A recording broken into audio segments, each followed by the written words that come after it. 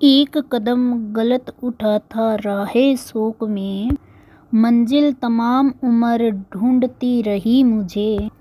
एक गलती हुई थी मुझसे, उस गलती ने जिंदगी में कहीं का नहीं छोड़ा मुझे। आज मैं जो कहानी बता रही हूँ वो बच्चों को लेके है, जो बाहर शहरों में बच्चे पढ़ते हैं, अपने माँ बाप से अलग रह के, अपने परिवार से अलग रह के।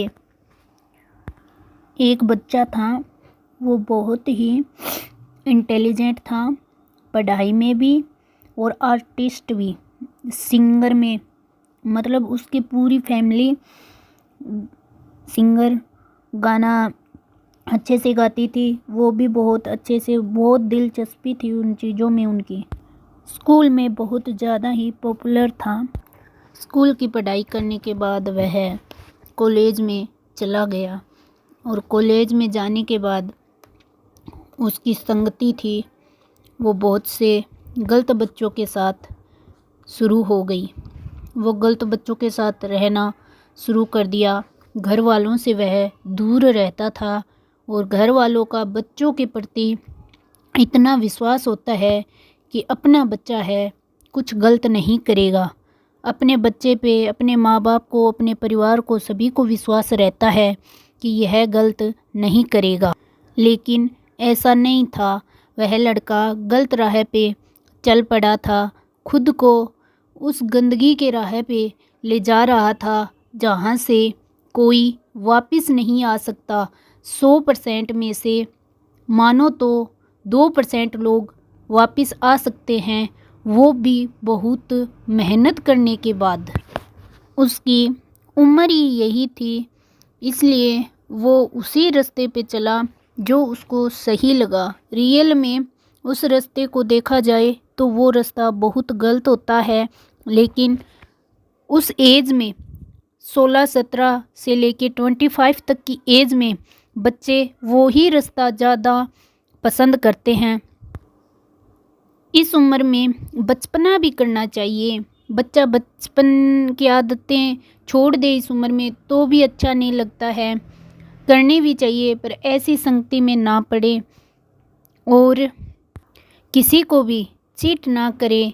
इश्क विस्क हो जाता है थोड़ा बहुत इस उम्र में, करो कोई बात नहीं, पर किसी को धोखा मत दो और ड्रग्स के रास्ते पे कभी भी मत चलो। उस लड़के को इस एज में ड्रग्स की आदत हो गई थी। ड्रग्स एडिक्शन एक ऐसी चीज़ है कि इस रास्ते पे चले जाएं तो वापस आने का कोई रास्ता ही नहीं मिलता। ड्रग्स करने के बाद माइंड आउट ऑफ कंट्रोल हो जाता है। जब उसके माता पिता को इस बात का पता चला, तब उसके माता पिता उस लड़के को घर बुलाने के लिए दबाव बनाने लगे। जैसे तैसे करके उस लड़के को उन्होंने घर पे बुलाया और वह लड़का घर पे भी हल्का फुल्का ड्रग्स कहीं से ना कहीं से ले लेता था। और जब एक नौजवान युवक या युवती ऐसे काम करे तो आप सोच सकते हो कि आपके माता पिता पे, अपने माता पिता पे क्या फ़र्क पड़ता है। वो तो एक जीते जी मर ही जाते हैं। इस उम्र में थोड़ा संभल कर चले। जब हमको अपने माँ बाप की जिम्मेदारियों का एहसास होता है तब तक ये उम्र निकल जाती है। फिर उस लड़के की ज़िंदगी में एक ऐसा मोड़ आया कि घर वालों ने पैसा देना बंद कर दिया, तो उसको घर वालों पे गुस्सा आने लगा और एक दिन घर में उनके झगड़ा हो गया।